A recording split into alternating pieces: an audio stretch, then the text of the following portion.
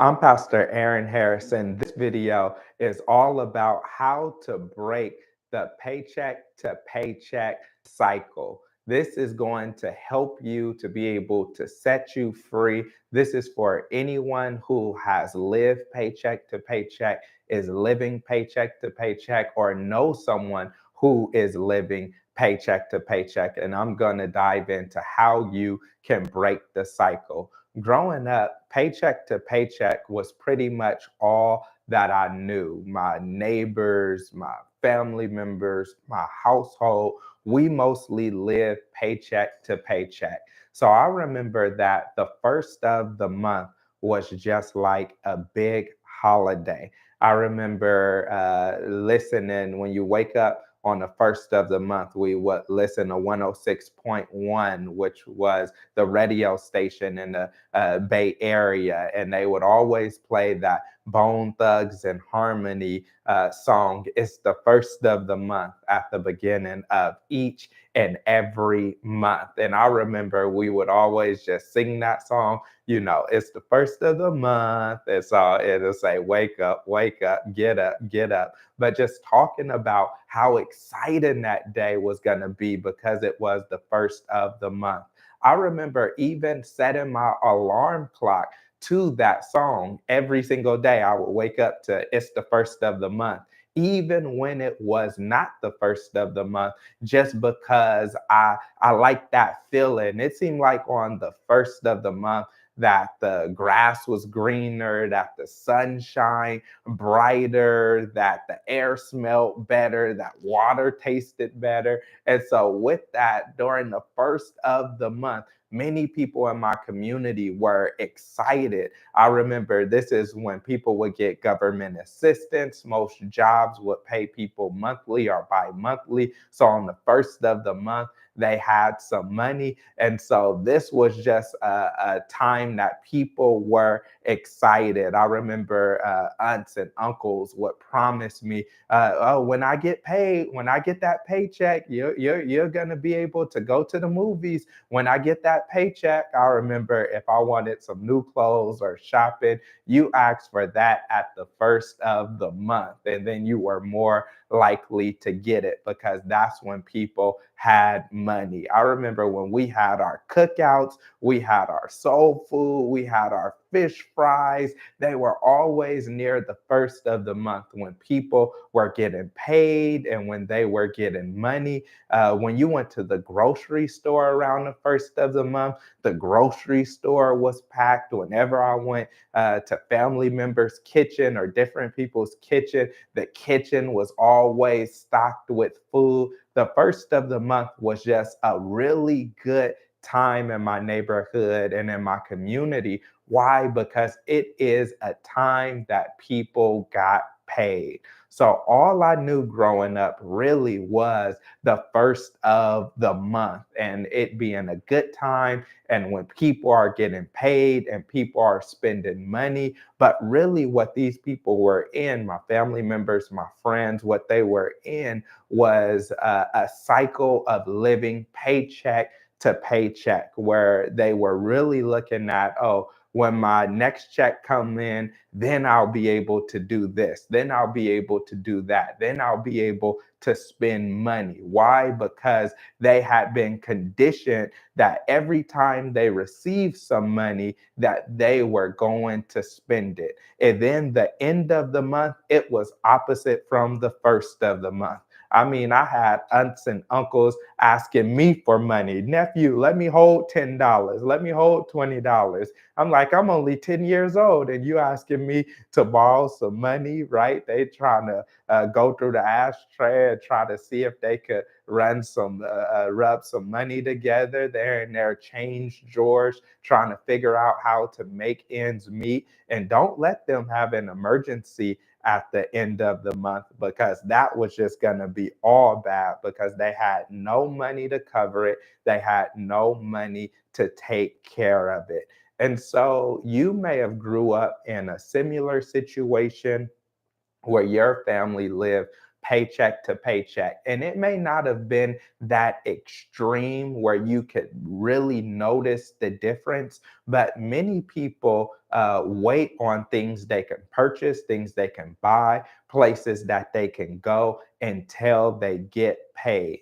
And if you're in a situation where you're thinking, oh, when I get my paycheck, then I can do this. When I get my paycheck, then I can do that. I could go grocery shopping. I can go on this vacation. I could take this trip. I could purchase this new thing once I get paid. Then really you're in a cycle of living paycheck to paycheck. And I want to help you to break out of that cycle so that you can have money all throughout the year to be able to do what it is that you want to do. So people live paycheck to paycheck. What it means pretty much boils it down to is you have not saved enough money. In my community, even if people were on government assistance and you save $100 a month, $100 a month, you'd have $1,200 by the end of the year. But a lot of people in my community, they didn't even save $25 a month. And so every month they were just in this cycle of waiting for that paycheck. And so what I want us to do is I want you to get to a point to where you look at living paycheck to paycheck and you say, okay, what I'm going to do is I'm going to save money each and every month. And if you learn how to save money and you start saving money, then you won't live paycheck to paycheck. Now I'm in a situation to where we're not looking for the next paycheck before we could go grocery shopping, or we're not looking for the next paycheck before we could take a vacation, or before we could make a purchase or go somewhere or do something with our children. And that's really financial freedom, to not have to check the bank account before you make a purchase, to not have to wait and put things on layaway, but instead to already know that you have set up your savings in a way to where you have money left over. So, some interesting stats for you. Over 64% of Americans live paycheck to paycheck. Over 64%. That's almost two-thirds of Americans. That's saying most people in America are living paycheck to paycheck, meaning that you do not have enough money to cover your expenses, your living expenses, if your next check was not to arrive. So if your check came and your bank closed down, or if your job shut down and had some problems and couldn't get that check to you, then 64% of Americans would be in really big trouble. And then looking at it also, it says that 60% of millennials making $100,000 or more, making six figures or more, 60% of them are living paycheck to paycheck, or I'm a millennial. So 60% of us making over $100,000 a year are living paycheck to paycheck. So you have to ask yourself the question, why are 60% of people or millennials making six figures? Why are they still living paycheck to paycheck? Which tells you it's not just about your income, but it's about what you do with what you have. And so let's dive into really looking at the causes of living paycheck to paycheck, meaning what causes people to go and live paycheck to paycheck. The first one is rising cost of living. That means inflation is high. It's expensive to rent a home. It's expensive to own a home. It's expensive to buy a car, to rent a car, to lease a car. Gas is expensive. Food is expensive. Eggs, butter, milk, wherever you go, you realize that there is a rising cost of inflation, and that it costs a whole lot of money to go and to live. Secondly, another cause of why people live paycheck to paycheck is because of stagnant wages, meaning that people are not making a lot of money, that your wages are not going up at the same rate that inflation is going up. So cost of living is going like this when wages are just cruising by. And so there is an income problem. And that's the truth that with the income problem that many people are not able to go and support themselves the way that they would like to because you literally don't make enough and you're getting outpriced. So that's one another cause of people living paycheck to paycheck. But I believe that the biggest cause of people living paycheck to paycheck is really our cultural norms. We're in a culture right now where people are encouraged to spend money. If you look at it through social media, people are encouraged to go on these extravagant vacations because they're looking at the influencers, they're looking at friends, family members, neighbors, and these people are going out and having just a great time. And so now people feel like, oh, I need to be doing what they're doing. We used to have a term, keeping up with the Joneses, which means you try to keep up with your neighbors and what your neighbors are doing. But now it's keeping up with the Kardashians because you're trying to keep up with people who aren't even in the same state as you, or the same country as you, or the same city as you, people you don't even know. You just see them on social media and how you're like, wow, I really want what they have. And so, with that, what we have to do is we have to realize that our culture impacts and our culture influences us to spend money, to get the nicest car that you could get, to get the nicest home that you could get, to go on the nicest vacation that you could afford, to buy the nicest clothes or the nicest material things that you can afford. And so, what we have to look at is we have to look at not having stagnant. We have to look at our culture and how our culture is impacting us financially, how our culture is influencing us financially. And part of that culture is really how you grew up in life. And so realizing that what are the influences that you had growing up? What did your parents do with their resources and their finances? Did your parents live paycheck to paycheck? Because if your parents live paycheck to paycheck, just trying to make ends meet so they can make it, then you have to realize that influences you. That's what you were taught. That's partially what you know. What is it that your neighbors did? What is it that your family members did? What is it that people around you did concerning their paycheck? Because that really teaches you what it is that you should do and not do, and it influences you in ways that you have no idea, ways that you don't even know. So you want to look at how culture is influencing you and impacting you. And then you have to have the maturity to say, hey, I know that culture is trying to get me to do this. I know that culture is trying to get me to buy that. But I know that reasonably, what I need to do is I need to make sure that I'm not in this cycle of living paycheck to paycheck.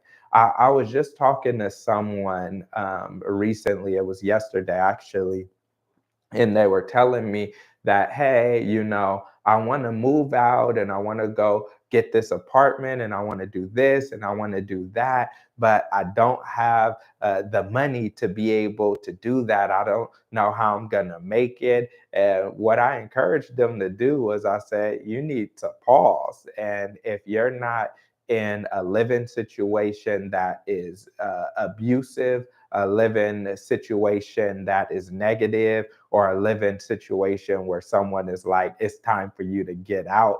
If you're living with a family member or a parent or a friend, or you have whatever current situation you have, you may want to consider staying in that situation until you're able to save a little bit of money. You don't want to jump out there on your own, get your own apartment, struggling to make ends meet, living paycheck to paycheck, have no money to save, have no money to invest, have no money to give, and barely enough money to spend on yourself for things that you may want to do or things that you may need to do just to take care of yourself mentally, physically, emotionally, and cover all the things that you may need. But what this person did not know, or they didn't fully realize, where they were going to shackle themselves, or if they made this decision,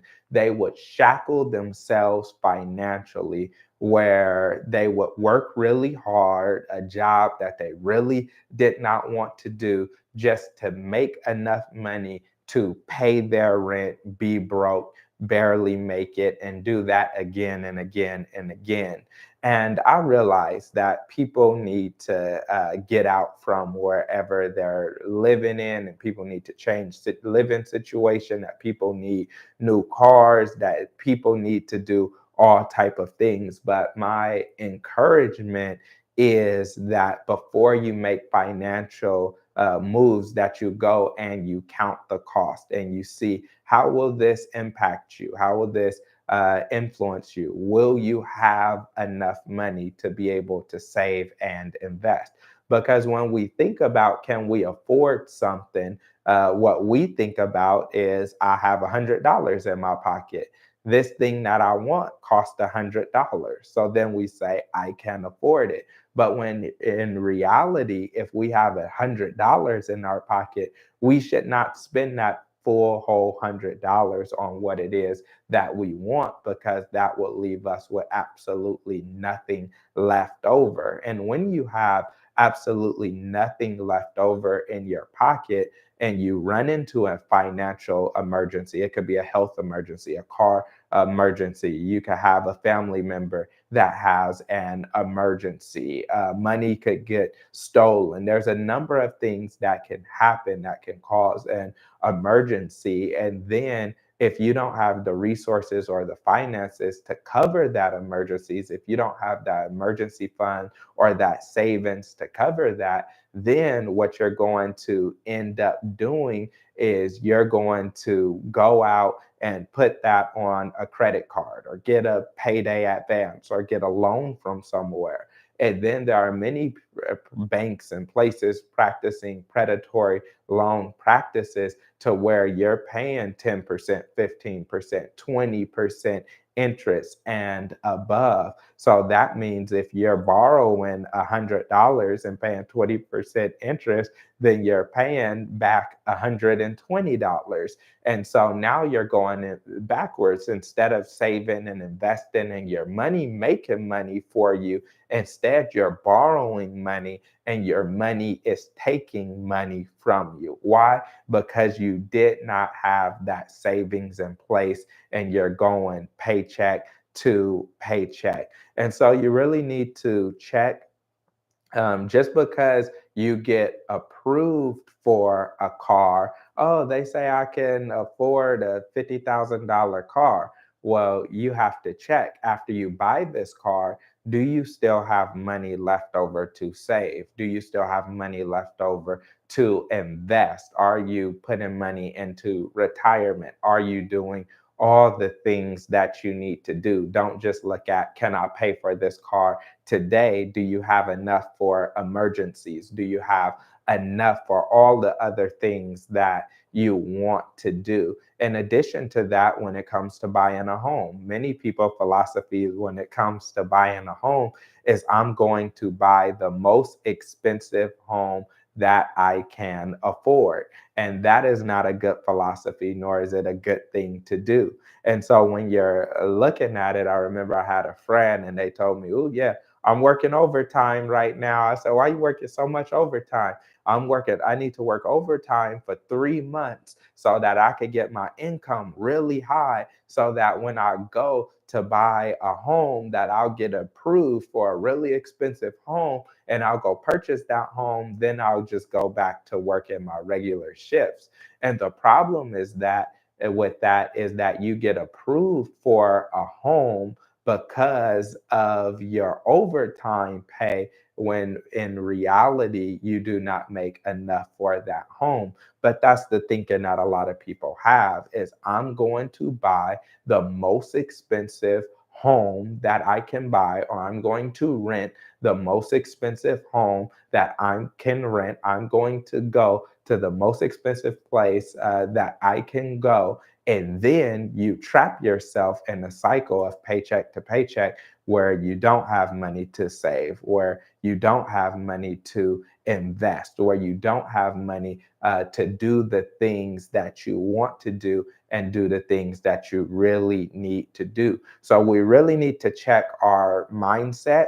We really need to check our cultural and social beliefs when it comes to money and finances. And we really need to make sure that we're not making financial decisions that puts us in a negative space. And I know some people that will have a good job or two part-time jobs, and then as soon as they get enough money to barely make it, they'll quit one of their part-time jobs because it's not really what they want to do. But you need to make sure that you're not just making enough money to get by, but that you're trying to make enough money so that you can get ahead financially. That's a word. You can write that down. Don't get by, get ahead. Paycheck to paycheck is getting by. Saving and investing is getting ahead. And if you want to be successful with money, you need to learn how to save and invest because it's really not about how much money you have or how much money you make. It's about how much money you keep. So if a person makes $50,000 and spends only $40,000, they have $10,000 left over. They're in a better position than a person that makes $100,000 but spends $120,000 because they're putting money on their credit card. One person, $50,000, saving $10,000 is in a good financial position because they have money to save and invest. The person making $100,000, if you spend $100,000, you're in a bad financial position because you have spent all that you have made. And so the challenge that we have usually is lifestyle inflation.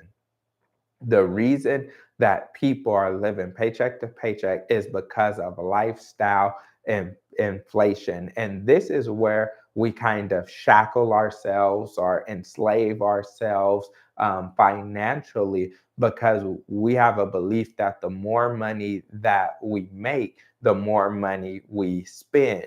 I remember having a conversation a couple months ago with someone just talking about how they were living paycheck to paycheck and they didn't have a lot of money and they were living in a one bedroom apartment by themselves. And then later, this person ended up getting a raise and they're making more money. And right after they got a raise, what they decided to do was they decided to go and live in a two-bedroom apartment. So, of course, their rent increased. And so, what I'm thinking or what I'm telling them is like, that's good, you're making more money, but as soon as you're making more money, instead of saving that money, investing that money, and starting to put money into your retirement, what you chose to do is go make your rent more expensive. And we do that with our housing, we do that with our clothes, with material things, and we especially do it with our cars. We feel like when I get a raise, when I get a promotion, when I make more money, that means now I can afford a bigger home, a nicer car, better clothes. And the truth is, yes, technically you can afford it, but you can get yourself in a cycle of still living paycheck to paycheck because you are spending all that you have. And so at some point, it stops becoming a problem of you don't have enough income or you don't make enough money or cost of living is too high. And it starts becoming a problem of, okay, you need to realize, you need to learn that you cannot spend all that you have. Really, when it comes to paycheck and living paycheck to paycheck, it's very simple. If you make $10 and you spend $10, then that means you're paycheck to paycheck. And that is not a great financial situation because you have absolutely $0 to your name. And so the person who makes $10 but spend $8, that's the person that's financially wise. And you have enough money now to save and invest and make your money grow exponentially. And you save yourself from stress and worry because you know you have those couple extra dollars in the bank if there was an emergency or if you needed it. Then you have some people who live beyond their means or above their means. Well, they'll make $10, go take out a loan and spend $12, right? And that's what you definitely should not do because it puts you in a really bad financial position, a really bad financial situation. So when you're looking at it, what you have to do to break the cycle of living paycheck to paycheck is you have to stop making bad financial decisions or financial decisions that will leave you living paycheck to paycheck. Instead of saying, oh, let me buy the nicest home I can afford or rent the nicest home I can afford. Instead, rent the nicest home that you could afford that will still allow you to have money to save and invest and give and do other things that you need to do. Instead of saying, hey, I'm going to buy the most expensive car I can get approved for. Instead, say, I'm going to buy a car that will leave me with enough money to still save and invest and give and do all the things that I want to do financially. And so when you're looking at it, what you want to do is make sure that you are having enough money to save and invest. And that principle really comes from pay yourself first. And what many people like to do is they like to spend all the money that they have. And then at the end of the month, they'll see what they have left over. And if you have money left over, great, you save that. Instead, pay yourself first takes on the mentality of what I'm going to do is prioritize saving. And before I spend all my money, I'm going to make sure I give generously. I'm going to make sure that I save what I have. And then once I save, I'm going to spend what I have left over. It's a completely different mentality shift than what I grew up with, where you save first, you spend second, instead of spending first and see if you have any money left over. And if you don't, wait until your next paycheck.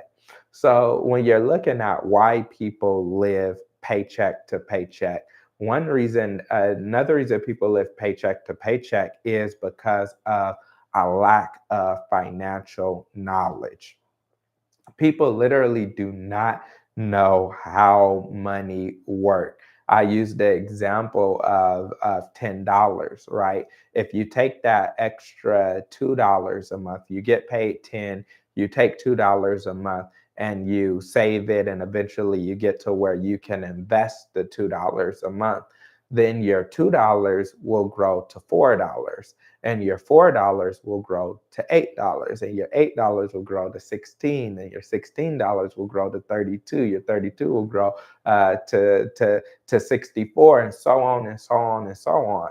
So your $2 can become $64, or your $200 can become $6,400, or your $2,000 can become $64,000 if you invest it wisely. But if you spend that money, then your $2 is just gone. And oftentimes people are spending their money on liabilities and not assets. Liabilities is money that takes money, or things that takes money from your pocket, where asset are things that put money into your pocket. So if you're putting money into a car that depreciates with value over time as you drive it, as you get wear and tear, then your money is just gone. If you put your money into clothes or material things, or even experiences, where you will have nothing to show for it 10, 15, 20 years down the line, then just think that is money that could have been growing exponentially. So, still dealing with culture and mindset, the challenge that a lot of people have is feeling like they need to spend whatever they have, but you should not have that mentality. You should not do that. Instead, you should look at how you can save and invest. And so that's why I say lack of financial knowledge is important. If you grew up in a household that's paycheck to paycheck, if you surround yourself with friends that live paycheck to paycheck, then the mentality that you have, the knowledge that you have, most likely will set you to just go and live paycheck to paycheck. But once you start understanding money and the power of compound interest and how money grows exponentially, and how you can be able to use your money to make more money, then it will inspire you and it will encourage you to be able to go out there and save and invest. If you have $100 and you say, "Oh, I can take this $100 and I could spend it on this or that," once you start having financial knowledge and you start learning, I could turn this $100 into $200. I could take 200, I could turn it into 400. I could turn 4 to 8, I could take 8 to 8 to 16, and so on and so on and so on. Once you have the financial knowledge of how you can take money and turn your money into more money, then you start realizing the best thing that I can do with my resources is to literally save so that I can have money to invest. Because when I save and I invest, then I put those resources in a place where they will be able to grow exponentially. So, financial knowledge is important. I encourage you, if you want more financial knowledge and literacy, you could go pick up my book, which you see on my screen here, and that's just sitting on my desk here.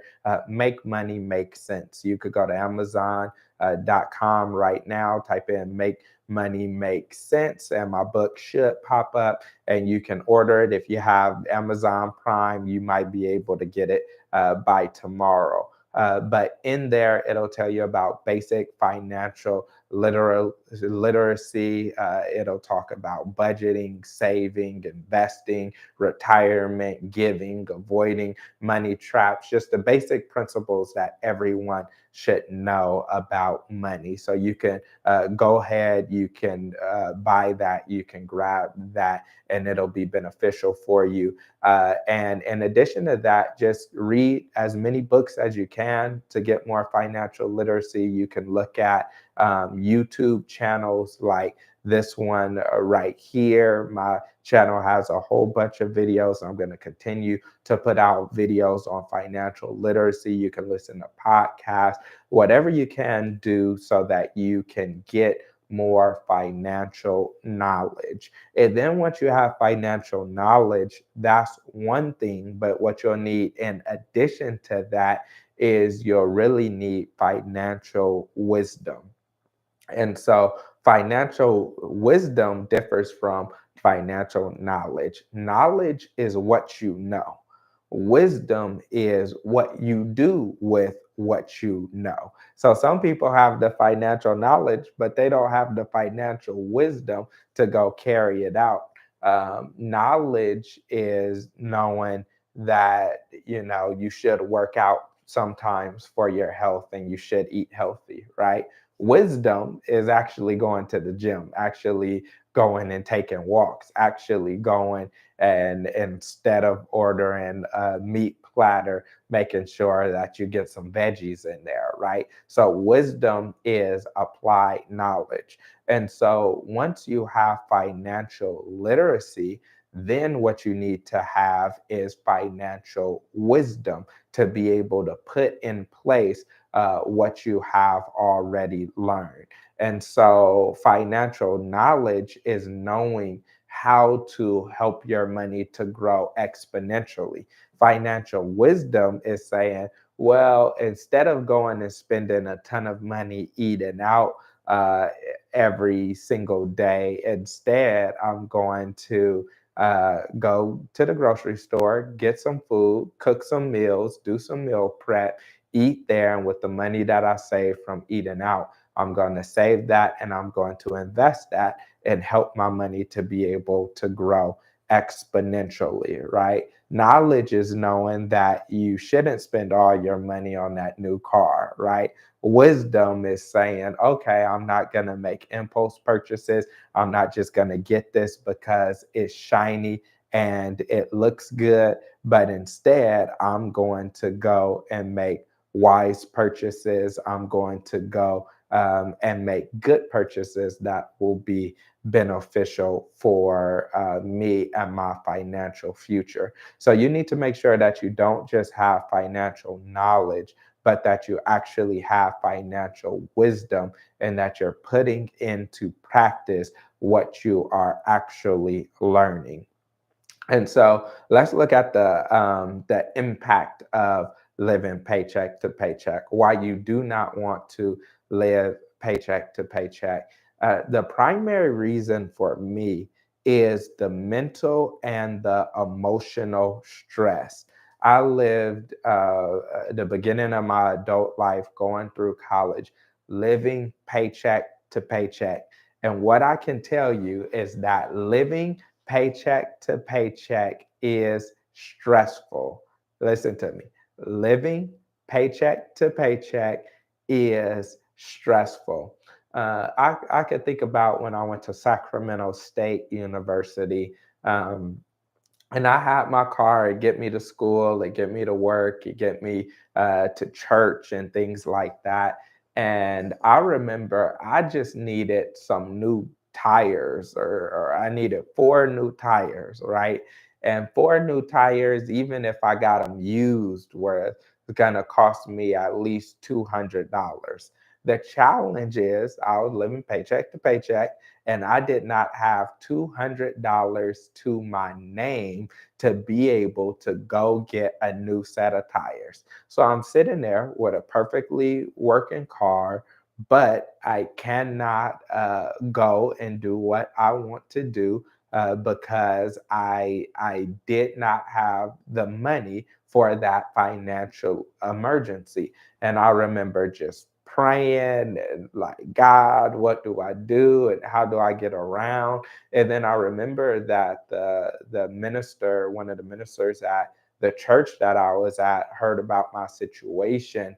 And they called me up and they asked me what was wrong. I told them, and they volunteered to pay for my tires to get fixed. So I went to the place they recommended. They got my tires fixed. They paid for it, and I remember praising God for that blessing, saying, "Yes, God came through. God showed up, and God helped me out." But what I realized from now having financial knowledge and wisdom was I should have had some money saved up for that financial emergency instead of eating out, but instead of going places, instead of doing a ton of things and spending all of my money, I should have been saving and I should have been investing. And there are at least 3 or 4 times that I had financial emergencies due to my car. I had family members that passed away or got sick, and I needed to catch a flight somewhere or go somewhere. So you just want to make sure that you always have enough money for those financial emergencies, because financial emergencies do happen. And when they do happen, you want to be ready for them. You want to be prepared for them financially. So then, when you do not have the resources, it just causes a lot of stress. It makes you think about life, makes you think about your purpose, what you're doing. You start thinking about the lack of support that you have.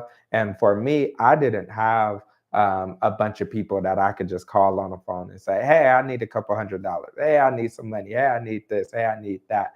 For the most part, I was on my own financially, and I had to make ends meet. Now, I had family members and friends that would support me and help me as much as I could, but they were living paycheck to paycheck just like I was living paycheck to paycheck. And so we all just had to go and figure it out. But what that did was I consider that a faith budget, where a lot of people have a faith-based budget. Living paycheck to paycheck is faith-based, where it's like, "Ooh, I'm gonna have faith. Don't nothing go wrong. And if anything do go wrong, then I'm just gonna pray that something happens and I'm able to get out of it." Right? That's a faith-based budget. But there is a better way to go and to thrive financially, so that you're not sitting there and just praying, which will bring you really close to God, right? Is really good. But that's not the best way to budget your resources and finances. God gave us His word, and He gave us wisdom to be able to make good financial choices. So we want to make sure that we don't do that. So living paycheck to paycheck, it's a lot of mental stress, a lot of emotional stress. It puts you in a situation to where you're really stressed out, and really for no reason. I know people that talk about self care. I know people that talked about self care. Oh, I just need self care. Oh, I just need this vacation, this trip. I need to go, and they go on a trip and they have a great time and they have fun. And then once the trip is over, they get back home and there's an eviction notice on their door. And it's like, yeah, you enjoyed your trip, but what at what expense, right? Now you all stressed out and worried because you behind on your car note, you behind on your rent, and you have to cover that. So you have to make sure that you're not putting yourself in situations to where you have stress that you would not have had if you were making wise financial decisions. Another reason you don't want to live paycheck to paycheck is because that puts you in financial bondage. It's like financial slavery, where you have to go to work. You have to get this next paycheck. Like, if this paycheck, you almost become like a slave to the paycheck. Like, if the paycheck don't come, if paycheck don't hit, you're gonna be in a world of trouble. And then you're always making financial decisions where you're doing things you have to do instead of spending money on things that you really want to spend money on.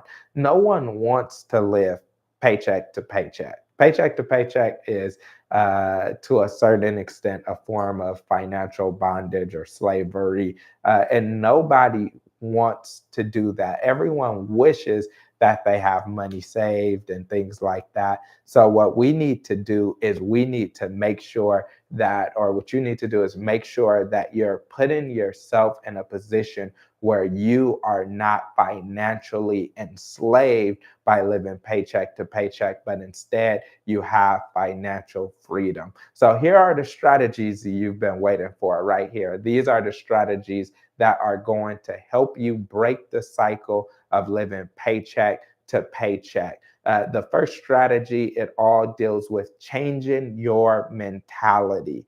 I think about the NA, Narcotics Anonymous, or AA, Alcoholics Anonymous. The first thing they have to do is realize that there is a problem. I have a problem. You cannot be in denial when it comes to living paycheck to paycheck. So the first way to overcome living paycheck to paycheck is realize that there is a problem with living paycheck to paycheck, and you want to overcome that. Once you get to that space, if somebody is like, yeah, I live paycheck to paycheck, but it's all right, and they don't want to do nothing about it, then you just gonna keep living paycheck to paycheck. Nothing I could do, no way I can help you, right? But when you get to the point where you say, hey, I don't want to live paycheck to paycheck anymore. I remember getting to that point when I was probably 25 years old, saying, hey, this paycheck to paycheck don't feel very nice, right? I don't want to do that. I need to save. So first thing you need to do, get to that point where you are changing your mentality. Then what you do with that change of mentality is save, save, save. The reason people live paycheck to paycheck is because they do not have money saved. That's the complete total. Paycheck to paycheck means you do not have money saved. Well, how do you stop living paycheck to paycheck? Save money. When you save, you don't live paycheck to paycheck. And I'm not talking about save $100 and then spend it and then save $100 and spend. I'm talking about save it and keeping it saved. And so you should challenge yourself. You should be able to save $10 a month, right? You should be able to save $50 a month, right? People should be able to save $100. You may not be able to save 1,000. You may not be able to save 10,000, but you should be able to save minimally 10% of your income. If you make $800 a month, you should be able to save 80. If you make $8,000 a month, you should be able to save 800, right? You should be able to minimally save 10% of what you have. Really, you should try to save 20% of what you have, but minimally, you should save 10% of everything that you earn and do not touch it. Just have that as money to be able to save and invest. So, the way that you break the cycle is to save. One thing I think about is when I was studying psychology, I minored in psychology when I was going and getting my bachelor's degree at Sacramento State University. And one thing that I learned is the study about learned helplessness. Learned helplessness is when people have learned how to be helpless. And the analogy that they use in the books that I was reading was of an elephant. And they would say when an elephant was a baby, they would tie a rope around his or her leg, and then they would tie that rope around a tree. The elephant would try to break free, and the elephant would fall, of course, because the rope is there, and the elephant was a baby. So eventually, the elephant learned that as long as the rope was around his or her foot, that the elephant could not be set free. So then, what the elephant did was the elephant got big and strong and weighed tons and could easily snap that rope like it was nothing, like it was a little twig, because this elephant is massive. But the elephant had learned that as long as the rope was around his or her foot, that they could not be free. And so, even though the elephant had the power to go and be free, the elephant learned how to be helpless. And so, I believe that that's the same way with a lot of people financially. Is initially you may live paycheck to paycheck because your income is literally minimum wage. You're literally making nothing. Cost of living is so high, and you're trying to make it. But eventually, you have learned a pattern of behaviors to where now you're living paycheck to paycheck, not because your income is so low, but just because you have learned to spend everything that you have, and you have grown comfortable with living paycheck to paycheck. And so you shouldn't grow comfortable with living paycheck to paycheck. Don't have that learned helplessness, but instead know that I can be set free. And the way that you are set free is to go and to start saving money. So next, let's look at how you can. Let's look at what else you can do. The next thing that you can do is that you can actually go and you can get financial literacy. You could get financial knowledge. You can read financial books. You can buy My book, Make Money Make Sense, what everyone should know about personal finance. You could go get that on Amazon. If you have Amazon Prime, they'll get it to you tomorrow, right? And so, what you have to do is improve your financial literacy. In addition to that, you have to make sure that you are getting good advice. Make sure that you're getting good, sound financial advice. So, a lot of people look at a financial coach, a financial mentor, a financial advisor, and I say that's good to get as much knowledge as you can, but you have to be careful when you are listening to people about financial advice, especially people who are getting paid for your services. There are people that are making a ton of money, right? Just trying to get you to go with their financial plan. So when people don't have any financial knowledge, then people are saying, "Oh, you should invest in this and you should do that and you should get whole life insurance and this is a tax saving tool and this will make you a lot of money."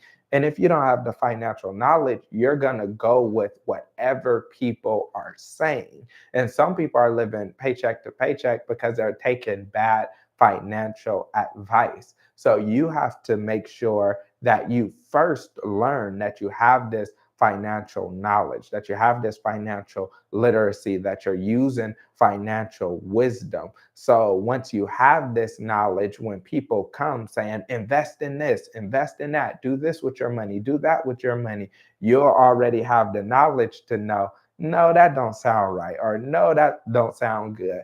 Because I know of a lot of people that are well meaning, that love God, that want to see the best for others and want others to succeed and do well, but they are out and they are giving terrible financial advice. And so you have to make sure that you have that financial knowledge and that financial wisdom, so that you're not making those bad financial decisions. So there are three things that'll completely change your situation when it comes to living paycheck to paycheck.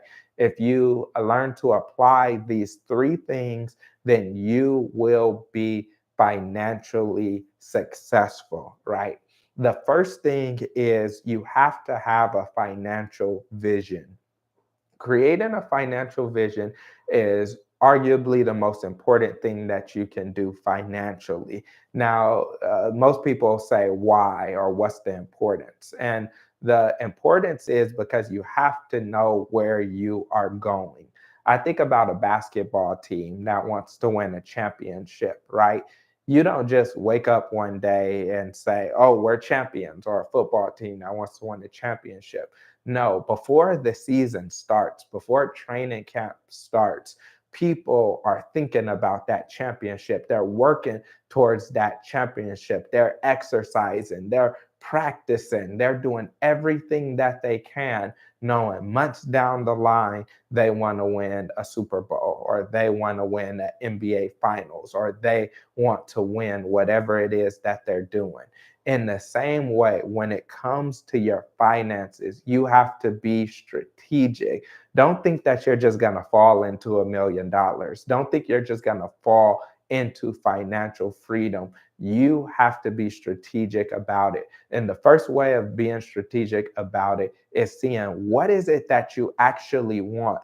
Do you want to travel the world? Do you want to own a home? Do you want to remodel a home? You want a newer home, a bigger home? You want a nice car? You want to set your kids up for financial success? You want to leave a legacy? You want to get something from your spouse and make their dreams come true? What is your financial vision? So when you look at what your financial vision is and you understand your financial vision, then what you have to look at is how you can make that vision happen. So I encourage you, write down your vision, know what your vision is. Once you have your vision, you set up goals. Goals are your checkpoints on your way to your vision.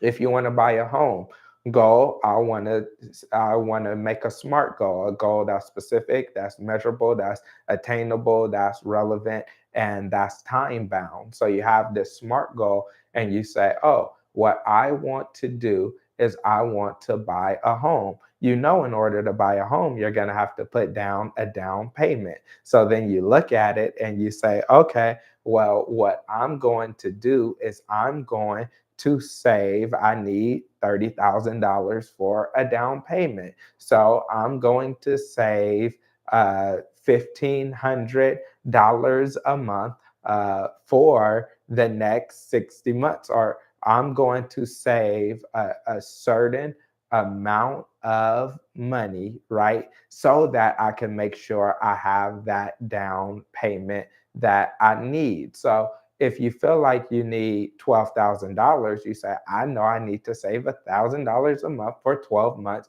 to get $12,000." Or you want $30,000. Well, I know I need to save $2,000 a month for 15 months and I'll have $30,000. So you set that goal so that you can be able to have something to reach for, to have something to go and grab, to have something that you're striving for. So once you have that goal that you have, then it's time to put together your strategy. Your strategy is your plan for how you're going to achieve that goal.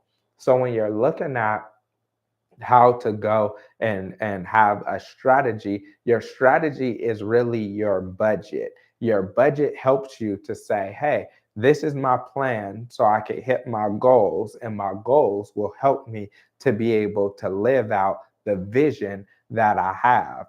And so while you're looking at it, your strategy, which is your budget, it helps you to be able to say, "Okay, where am I spending money?" So you go, you look at your bank statements for the past 3 months, you see where your money is going, and then you see what adjustments can you make. For me personally, when I look at my bank statement, I'm like, I'm eating out way too much. I'm spending $200, $300 more than I should a month on eating out. And so I need to go and change that. So you look at your budget or you analyze your expensive, your spending over the past 3 months, what you have been spending money on.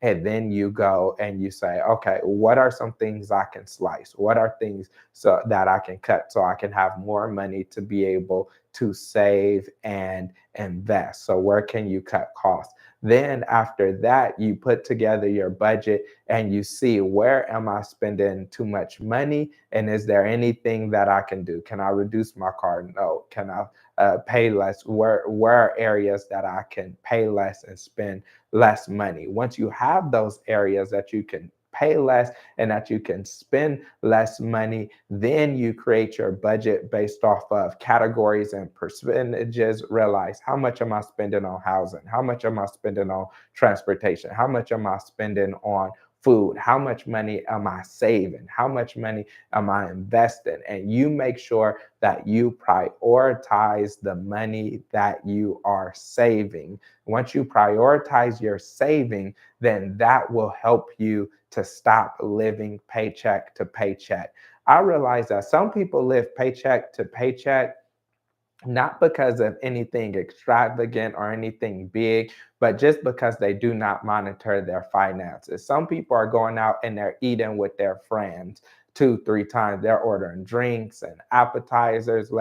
Next thing you know, they're spending 50, 60, 70, 80, $100, $200 going out, having a good time with their friends, and they're doing this twice a week. And they realize, wow, I'm spending a lot more money than I should be spending. And so your budget is your strategy that will help you to stop living paycheck to paycheck. Everyone has a budget. You just have to make sure that you create your budget, that you stick to your budget, that you minimize spending on things that aren't a priority or important to you, so that you can save and invest. There will be some people that'll realize they're spending money. They say, I didn't even know I was spending so much money on this stuff. And so they'll stop that spending so that they can go and save and invest more money. The reason I'm saying this is because I want you to be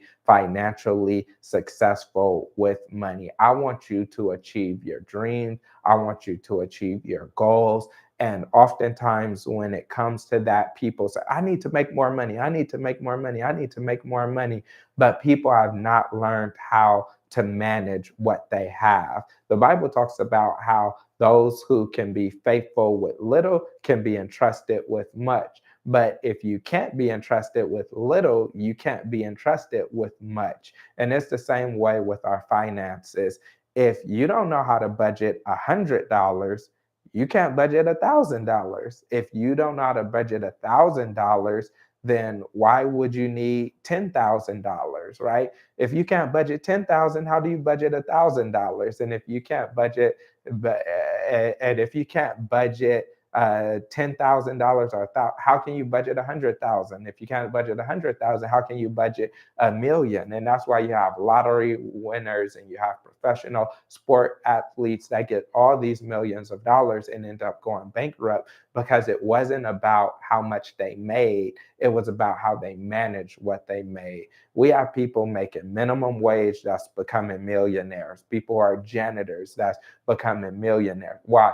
Because they knew how to manage what they had. And so with you, one of the keys is just learning how to manage what you have. And so if you enjoyed this video and you learned something, and watch the other videos on this channel, which is all about financial literacy.